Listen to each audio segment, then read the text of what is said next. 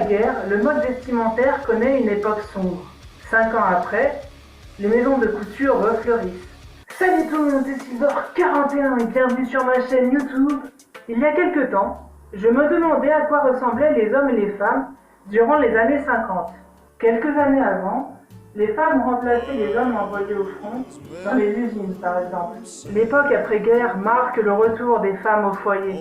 Elles doivent être habillées et maquillées à la perfection, même à la maison, suivant les injonctions des publicités affichées dans la rue, ou envoyées par voie postale, ou dans les magazines, journaux à l'époque. La femme parfaite se devait d'avoir une taille fine, des hanches plus marquées et des hauts talons. Quant aux hommes, durant la guerre, les tailleurs devaient faire face à des restrictions draconiennes. Les vestes aux épaules rembourrées furent travaillées dans des coupes plus amples.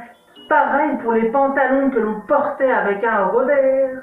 Les manteaux étaient longs et avaient pour certains des détails en velours. Le chapeau melon était très apprécié.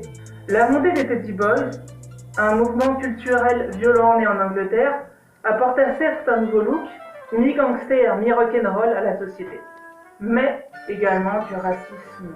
Les vestes et les tailleurs prennent des formes plus contemporaines, plus courtes, avec des épaules bien dessinées et un tissu plus léger, provenant de couturiers italiens.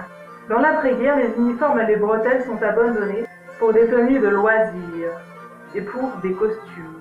Les mocassins connaissent un certain succès. Dans les chapeaux, il y a aussi le trilby qui fait une grande percée. Des cravates fantaisistes avec motifs voient le jour. Leur coupe est plus fine. Chez les femmes, il y a le col Claudine, qui est une blouse au col rond.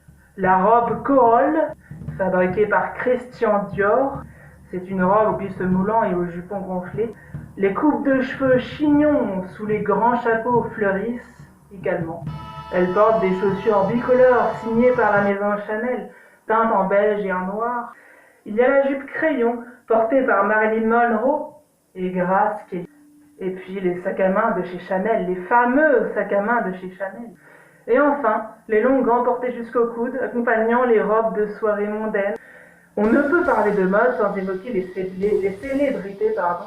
célébrités de l'époque. On retrouve Marlon Brando, acteur et réalisateur américain. Marilyn Monroe, mannequin, pin-up, actrice et chanteuse. Grace Kelly, actrice américaine et aussi princesse de Monaco.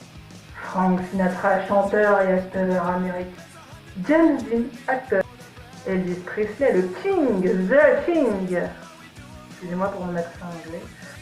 Elizabeth Taylor, actrice britannico-américaine. Ernesto Guevara, Che Guevara, révolutionniste marxiste et homme politique d'Amérique latine. John Wayne, Brigitte Bardot et tant d'autres. Voilà, c'est tout pour cette vidéo. Dites-moi dans les commentaires ce que vous pensez de cette époque. N'oubliez pas de liker, de partager, de commenter, de vous abonner. Bye. Je vous aime.